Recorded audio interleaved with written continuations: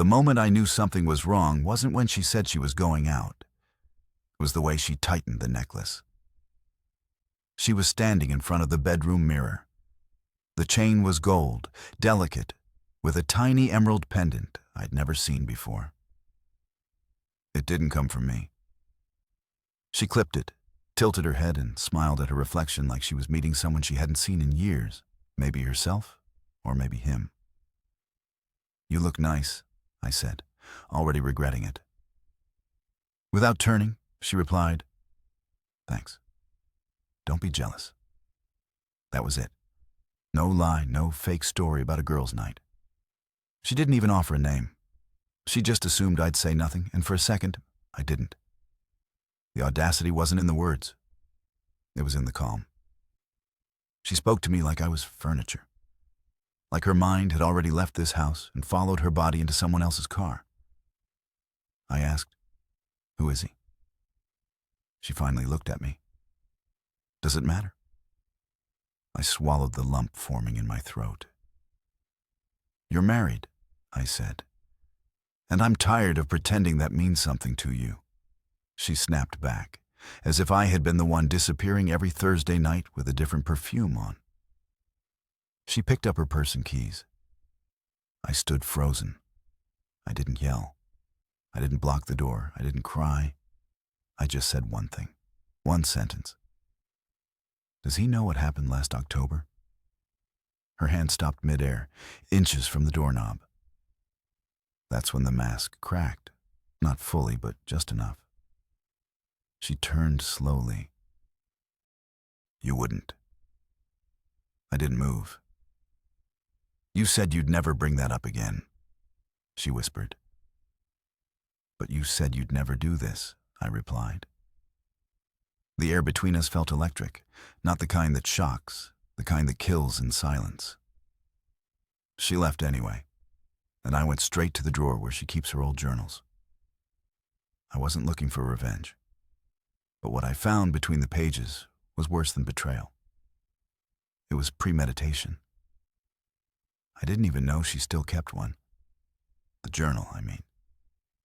It was dusty, hidden in the bottom drawer under old scarves she hadn't worn in years and a crumpled Christmas card from her sister. I never opened that drawer. I always thought it was where she stashed old makeup or unused coupons. But something about the way she walked out that door made me feel like I'd been walking through someone else's life with my eyes shut. It was leather-bound, teal-colored, and heavier than it looked. I flipped through the first few pages. They were what you'd expect. Yoga routines, quotes from self-help books, little lists about what made her feel centered. But then, about 2/3 in, the ink changed. The handwriting got sharper, tighter, the sentences clipped. Each entry started with a number. At first, I didn't understand it. Day 18. He didn't notice I took the wine bottle or that I wore lipstick to bed. Day 23. I almost told him. But he made pasta, and the kids were laughing, and I felt like a monster. Day 29. He doesn't ask why I shower twice some days. He doesn't ask anything. Each entry was a countdown, not from something, but toward something. And the more I read, the more my stomach turned inside out. She had planned this. Every moment, every excuse, every outfit, premeditated. She wasn't just drifting into someone else's arms. She was keeping score of her deception like it was a game, and I was the clueless spectator. She didn't write about Marcus by name yet, but it was clear someone else was involved. Phrases like, "He waited in the parking lot," and "I told him this would be the last time, but I lied again," started appearing. By the time I got to day 41, I was sweating. Literally. My hands were trembling, heart thudding against my ribs like it wanted out. Because that's when I saw the line that split me in two. I think I love him. Not for who he is, but for who he lets me be. Who he lets her be. And what did I let her be? Safe, cared for, respected. That was weakness now. I closed the journal and just sat there, staring at the drawer. And then I realized something else. The necklace. The green one. She hadn't just picked it for color. On day 34, she wrote. He said emeralds remind him of me. Something rare, something fire-trapped in glass. That necklace wasn't just a gift. It was a brand, a symbol of everything she had become with him. Or at least, what she believed she had become. I stood up. I didn't know what to do. Not really. But I knew I couldn't just sit and rot in that house while she played out her double life. So I did something stupid. I drove. I got into my car with no plan and no direction. Just the name of the cycling club she had mentioned once in passing. I hadn't forgotten it. Midtown Velo. She had said it the day she brought home those new leggings and claimed she was reclaiming her body. I didn't know what I was looking for. Him, her, a truth I could hold in my hands instead of reading in her slanted handwriting. But what I found in that parking lot when I pulled up and saw her car, it wasn't her. It was them. And what they were doing shattered the last quiet place inside me. There's this strange moment your body goes through when it senses betrayal before your mind fully registers it. Like every nerve in your skin tries to run away from the rest of you. That's how I felt pulling into the back lot of Midtown Velo. My fingers were clenched so tightly around the steering wheel that I hadn't realized I'd been holding my breath for nearly a full minute. The air was thick, not just with humidity, but with the weight of what I knew I was about to see. Her car was there, parked crooked like she'd pulled in fast. The passenger side was empty, but the seat was pushed back, far back. Whoever had been there was tall. Not me tall. Taller. I waited, not sure for what. But then I saw movement through the large pane window on the side of the building. It wasn't just her and him chatting or standing close or even kissing like I had prepared myself for. It was something colder. She was laughing, not nervously or awkwardly, but fully and without reservation. Her hands were moving like they always did when she told an exciting story. And he was right next to her, standing behind her, arms loosely around her waist, while another woman took their picture, a picture they posed for. He kissed her neck while they smiled for the camera. Then the other woman, blonde, early 30s, yoga body, high-fived her and whispered something that made Renee throw her head back and laugh even harder. That wasn't just an affair. That was a celebration. She was being welcomed into a group, a circle. Like this wasn't a secret, but a lifestyle I didn't know she had joined. I sat there, stunned. I felt ridiculous, like some half-dressed fool in a bad sitcom. I didn't recognize the person she was in there. Not because she had changed, but because maybe she had always been like this when I wasn't around, and I just never got to see it. I could have walked in, confronted her, asked who the blonde was, asked why she'd written in her journal on day 38. This could be the start of something permanent. But I didn't. I stayed in the car. I watched them walk outside. She leaned into his chest. He looked down at her with the kind of smirk I thought only existed in cheap romance paperbacks. She rested her hand on his stomach, familiar, intimate. They stood that way for a while. Then she got into his truck, not her car, his. She left her car behind, and I watched them drive away, laughing together. That night, she didn't come home. She didn't call, didn't text. No lies. No alibis.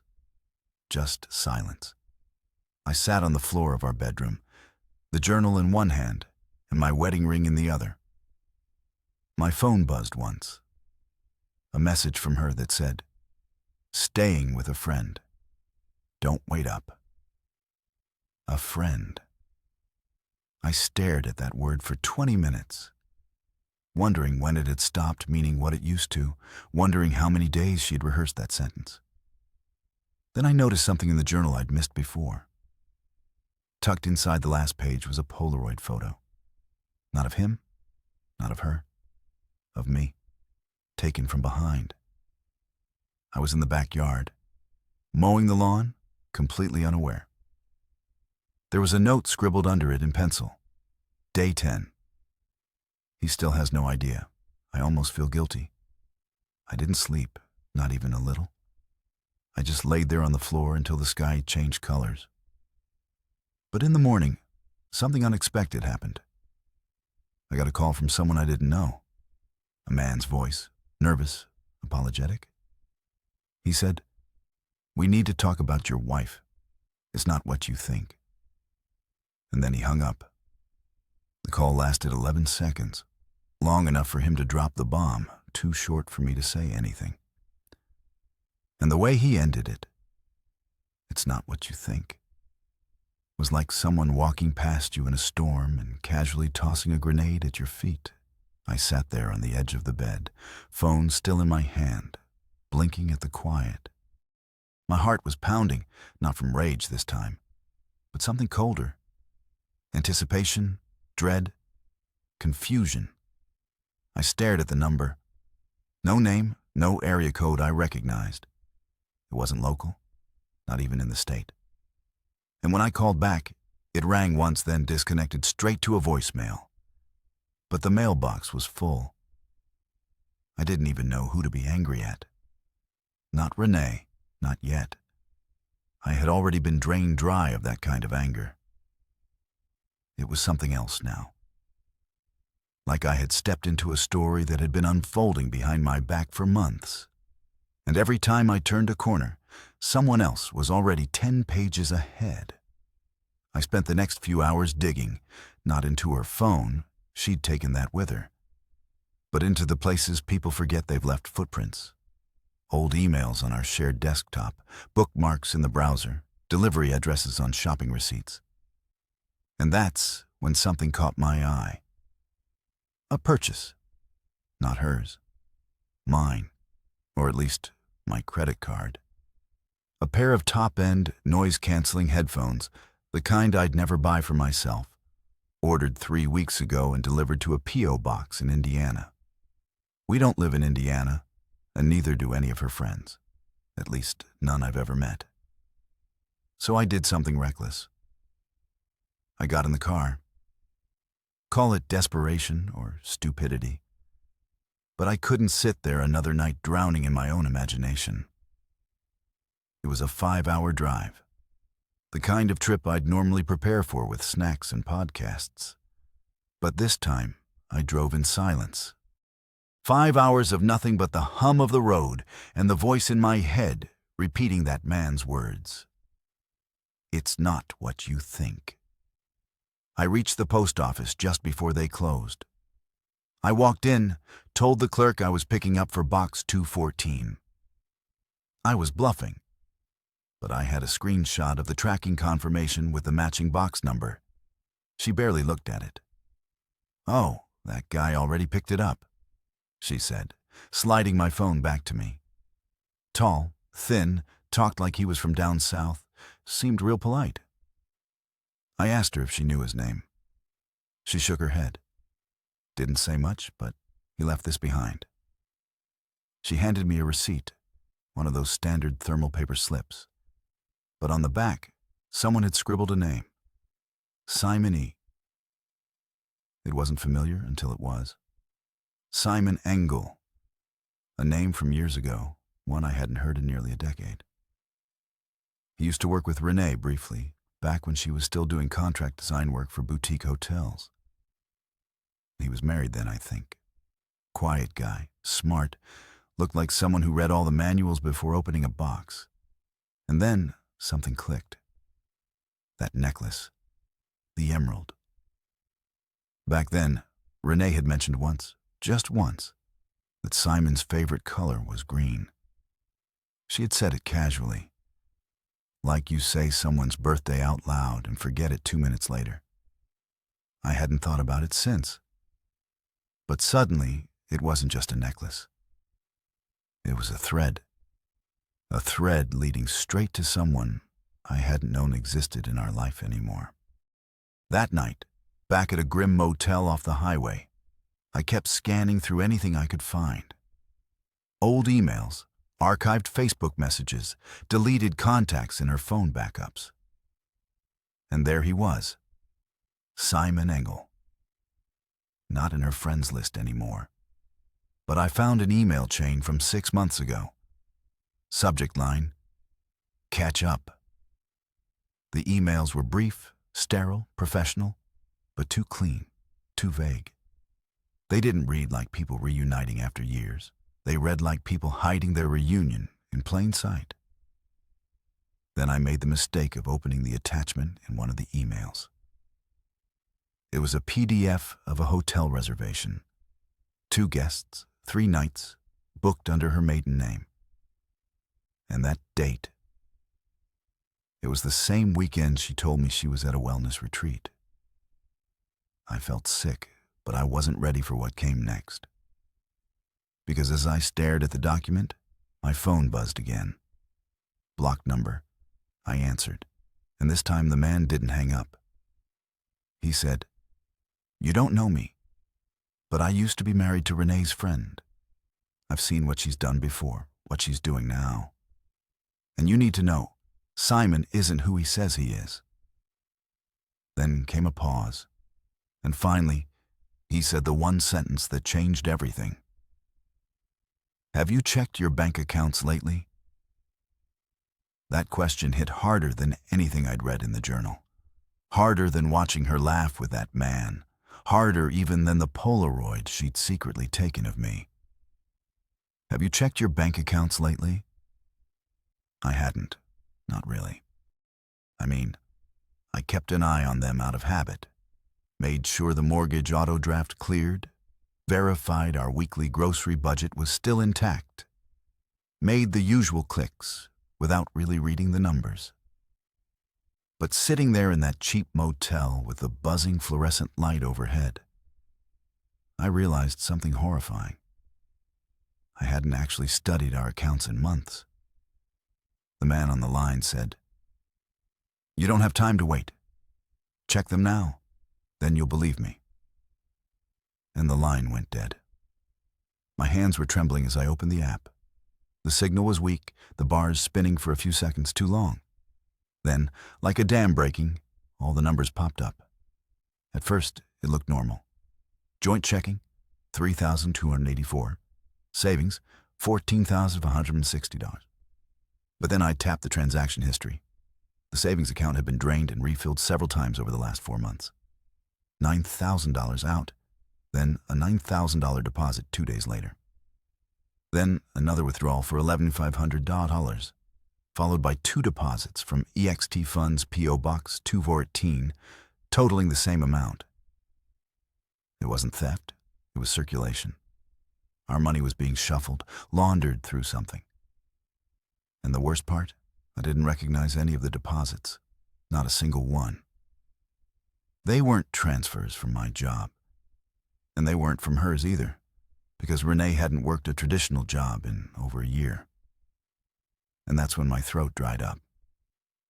She wasn't working, not really. She was managing something. I checked deeper, pulled the bank statements as PDFs, opened them on my laptop. There were merchant codes I didn't understand. ECCM GMT, BLSN4 INTL, ACSMP. Some were from out of state, others from places she'd never even mentioned. Bits Preg. One transaction for $4,200 was marked as client hold, released by proxy. This wasn't cheating anymore. This was something else. Something structured. I tried to breathe. I tried to tell myself I was overthinking. But then I remembered the necklace, the journal, the camera, the cycling club that wasn't really his cycling club, the friend who took pictures, And now Simon, the man who was never supposed to be in our lives again. What if this wasn't about love or romance or lust? What if it was about leverage? I picked up my phone again, called the bank's fraud department. I didn't accuse her, not yet. I just asked a few questions, the kind that seem harmless on the surface. Have any access permissions been changed recently? Yes, sir, the rep said. 2 months ago, joint access was separated. Your name was removed from several linked accounts. My heart skipped. I never approved that. She paused. The request was digitally signed from your home IP. We have the timestamp. Timestamp, April 9th, 3:12 p.m. I wasn't home. I was speaking at a community board meeting. I had the email invite to prove it. My wife forged the request. She digitally signed my name and separated our finances without saying a word, without even blinking, all while smiling across the dinner table asking how my baked ziti turned out. I didn't know what to feel. Shame, disgust. I wasn't even angry yet. I was numb, like someone had shut off the blood supply to my sense of reality. Then I did one last thing. I opened our safe. Not the one in the closet, the real one, the one behind the painting in the study, the one Renee didn't even like touching because it smelled like metal and old paper. I hadn't opened it in over a year. Inside were the usual things: birth certificates, old tax returns, a flash drive labeled 2009. But taped underneath the floor of the compartment, hidden with surgical precision, was a small white envelope. It had my name on it, written in her handwriting. Inside was a single folded note and 2 airline tickets. First class, one way to Amsterdam, dated for next week. And the note, it read, "You always said I was good at puzzles. Let's see how fast you figure this one out." My knees gave out. I collapsed onto the floor, the note still in my hand, and stared at the ceiling until my eyes stung. Because at that moment, I realized something terrible. She wasn't just leaving. She was running. And whatever she was running with, she thought I couldn't catch her. But she was wrong. I didn't sleep that night, not even for a second. I lay on the floor of my study with the envelope still in my hand and the flight tickets spread out like evidence in a crime scene. I kept rereading her message. "You always said I was good at puzzles. Let's see how fast you figure this one out." It wasn't a taunt. It wasn't even cruel. It was smug, like she had already calculated my confusion into the equation and expected me to unravel at just the right speed, too slow to stop her, just fast enough to know I'd been played. By 4:30 a.m., I had the printer on, the laptop open, 2 browsers running side by side, and my phone burning up in my palm. I started digging deeper into the accounts she separated, cross-referencing the email addresses tied to the changes. One of them had never been ours. I plugged it into every dark corner of the internet I could think of. Obscure forums, business registry tools, a blockchain lookup site. And that's when I hit something. There was a name, not Renee's, not Simon's either. It was a man named Tobin Klest. He had a shell company registered in Delaware, Alondra Vantage, supposedly a consultancy firm. But the website was blank. No staff, no mission statement, just a logo and a dead contact form. But the metadata for that site linked back to a shared hosting server used by 2 other pages, both of which had been shut down a month ago. One of them had previously been flagged in a financial crimes investigation out of Sweden. I suddenly understood what I was looking at. This wasn't about her having a midlife affair. This was about fraud, identity manipulation, money laundering. I was looking at something I wasn't meant to see. And that's when my screen froze. The laptop buzzed, blinked twice, and shut down entirely. I tried powering it back on. Nothing. Then my phone went black, completely. No warning, no low battery, no reboot. A cold sweep went through my body, like someone had just turned off the sun. I backed away from the desk slowly, every instinct screaming that this wasn't random, that someone knew I had seen something. Maybe they were watching the same sites I'd been snooping through. Maybe that was her plan all along. Give me just enough rope to hang myself with curiosity. But here's the thing she didn't count on. I had backups. Years ago, out of pure librarian paranoia, I installed a local data drive that wasn't connected to any cloud network, just old-school storage. And I copied everything. Bank statements, emails, the journal scans, the PDF reservation, even a photo I took of the emerald necklace left on her nightstand the week before. And on that drive, I found something I hadn't noticed earlier. A recording? Not mine, not hers. A short voicemail, 1 minute and 26 seconds long, from a blocked number left in a hidden folder on the system. The voice was male, calm, and deliberate. I recognized it instantly. It was the same man who had called me from the motel. He said, "If you're hearing this, it means she's already gone. She never told you who Tobin was. But you need to understand, she didn't do this alone. She was a pawn once, just like you. But somewhere along the line, she volunteered for the game." He paused. "She was supposed to pull out 3 months ago, but she got greedy. She wanted to finish it with Simon. They used her accounts to shift the back-end money through local banks, through international crypto holdings, and finally into something called Hornet Trust. Check that name. You'll find it buried inside the Alondra paperwork. There was static then. Whatever you do, don't go to Amsterdam alone." Click. That was it. That was all I had. I started typing frantically. Hornet Trust. Found nothing. Then I thought of something insane, something that didn't make sense, unless it did. I opened up the PDF of the flight confirmation again, scanned it, then zoomed in on the fine print. The ticket wasn't booked for her. It was for me. One way, under my full legal name, with my passport number. She booked me a flight I never asked for. I stared at the screen, feeling like the oxygen had been sucked out of the room. This wasn't a getaway for her. This was a frame job. A transfer of guilt, of digital evidence, of traceable movement. She had arranged everything, so if someone started sniffing around, if any law enforcement came asking, I'd be the one who looked like he ran. The emails, the fake deposits, the bank permissions, the forged signatures. I was being made into the fall guy for something that went far beyond adultery. And the worst part? She was probably already watching. Or worse, waiting. I didn't leave the study for over 6 hours. I couldn't. I sat there, surrounded by fragments of the life I thought I was living.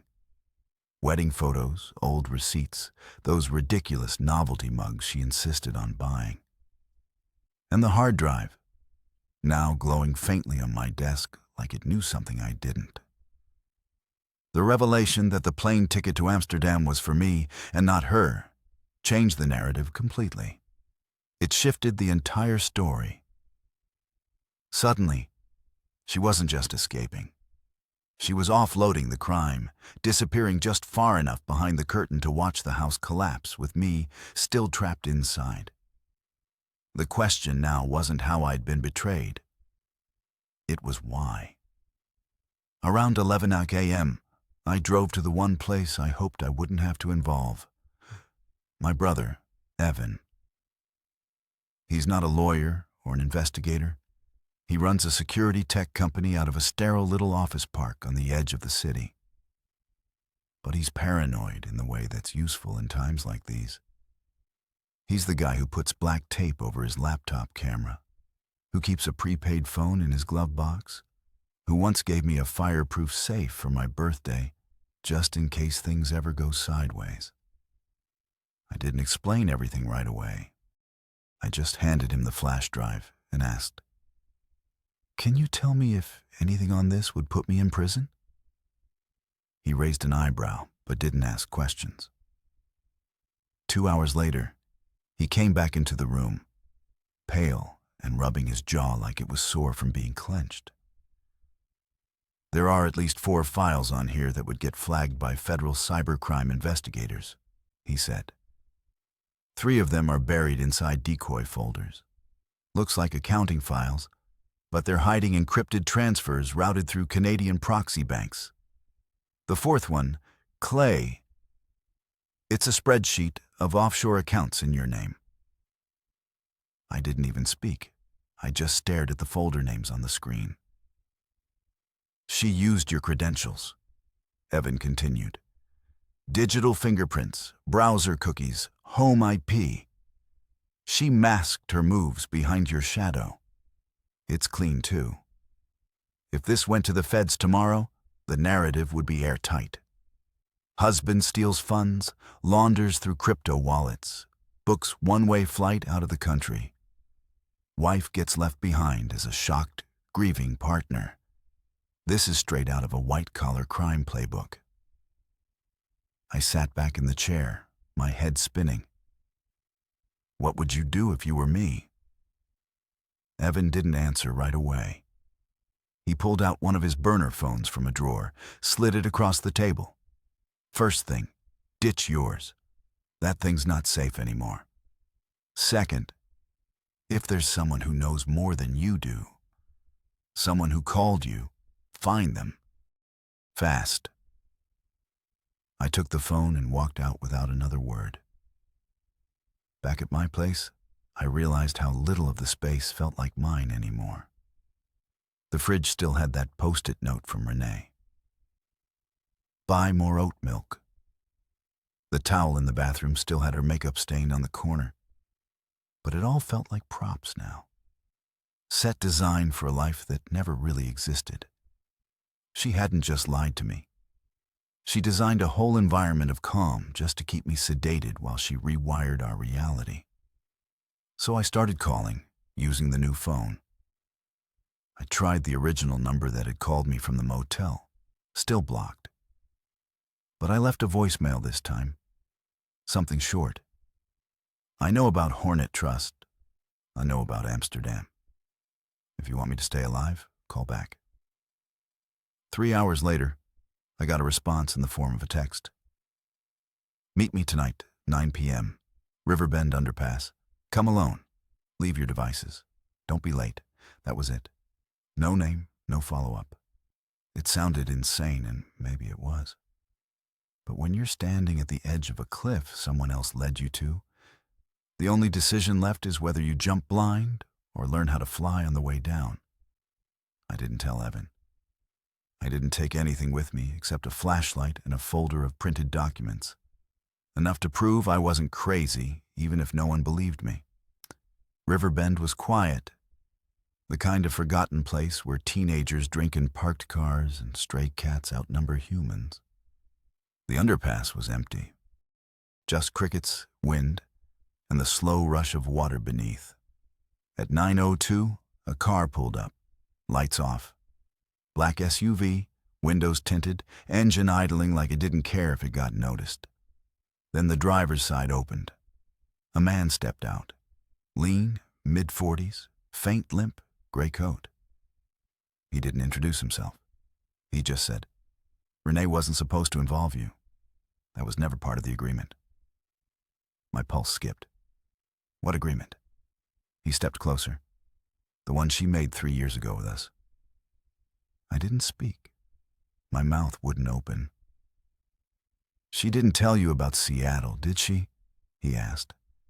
"About the fake design contracts? About the whistleblower settlement she walked away from? No, she didn't. She took a payout to disappear. He continued. Start fresh, wipe the record clean. But she didn't want to start over. She wanted to build something, and that required collateral. You were the most convenient one. I couldn't believe what I was hearing. You're saying this goes back years? He looked me straight in the eye. Clayton, your wife's entire career was a cover. I felt the folder in my hand go limp. She never fell into something. She orchestrated it. The man handed me a USB. This is everything. But once you open it, there's no going back. And if you do, you'll have 48 hours before someone else realizes you've seen it. Then he walked away. Didn't look back, just left me there under the bridge in the dark. And I hadn't even asked the most terrifying question yet. If I wasn't the only one she used, then who else had already paid for her escape? I didn't sleep the night after the meeting under the bridge. I didn't even sit. I just stood in the kitchen, watching the clock on the microwave blink from 3:58 to 3:59, like it was counting down to something I couldn't name. The flash drive the stranger gave me sat on the table, untouched. I hadn't plugged it in yet, not because I was afraid of what was on it, but because deep down, I already knew. Everything about Renee had been planned, calculated. Her warmth, her spontaneity, her sudden fascination with reclaiming freedom. All of it had been a story told to keep me asleep while she dug the trap deeper. At 7 a.m. sharp, I drove straight to Evan's office. He took one look at my face and silently powered up his private rig, air-gapped from any networks, running off-grid. I handed him the drive. Open it, and whatever you find, back it up 6 different ways. Within an hour, it was all there. Files, transfers, account links, offshore routing logs, passcodes, passport scans. One folder, labeled Exit Package, contained scanned forms with my name forged across the bottom, legal authorization papers, documentation that could paint me as the mastermind behind every dime that had been shifted in and out of our accounts. But Evan found something else. A second folder, hidden, password protected. It took him 20 minutes to crack it. Inside were voice memos. Renee's. Not to me. To Simon. To someone named Tobin. One to her mother and another that chilled me to the bone. One to herself. In it, she explained the whole thing. Her frustrations, her regrets, her thrill, her fear. She even confessed that she knew I wasn't dumb enough to believe the cycling lie, that I'd eventually find the journal, the tickets, the calls. But the final message was different. It was dated 4 days ago. She sounded distant, not confident anymore. Her voice cracked in the first 15 seconds. If Clayton finds this, maybe he'll understand. I didn't want to hurt you, Clay. Not at first. But once I started lying, I didn't know how to stop. And then I needed you to be guilty because if you were innocent, that meant I was a monster. I'm sorry. I didn't cry. I didn't rage. I just sat still because something shifted. This wasn't revenge anymore. This was rescue. I wasn't just saving myself. I was pulling the plug on a machine she couldn't control anymore.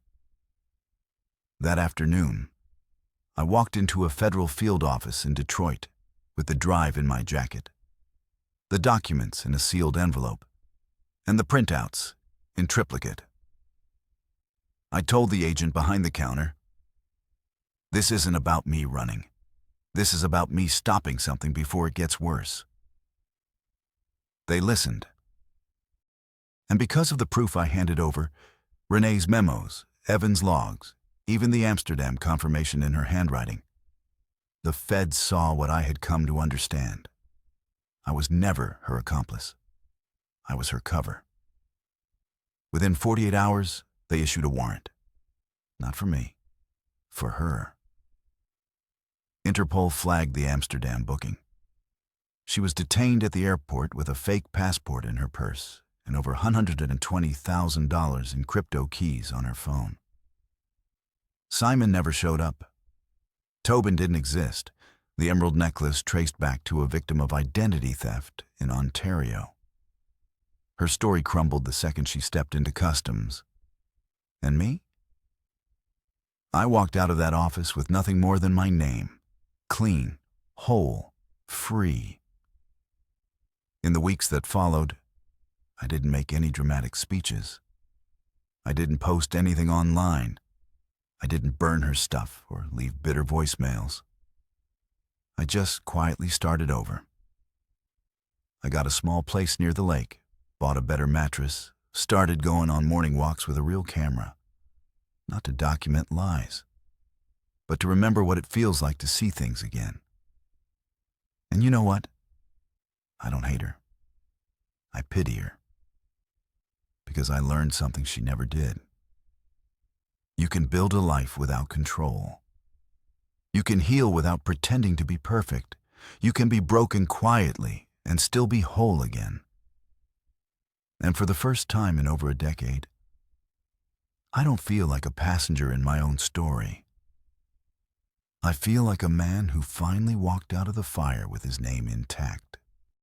The moment I knew something was wrong wasn't when she said she was going out. It was the way she tightened the necklace. She was standing in front of the bedroom mirror. The chain was gold, delicate, with a tiny emerald pendant I'd never seen before. It didn't come from me. She clipped it, tilted her head, and smiled at her reflection like she was meeting someone she hadn't seen in years, maybe herself, or maybe him. "You look nice," I said, already regretting it. Without turning, she replied, "Thanks. Don't be jealous." That was it. No lie, no fake story about a girl's night. She didn't even offer a name. She just assumed I'd say nothing, and for a second I didn't. The audacity wasn't in the words. It was in the calm. She spoke to me like I was furniture.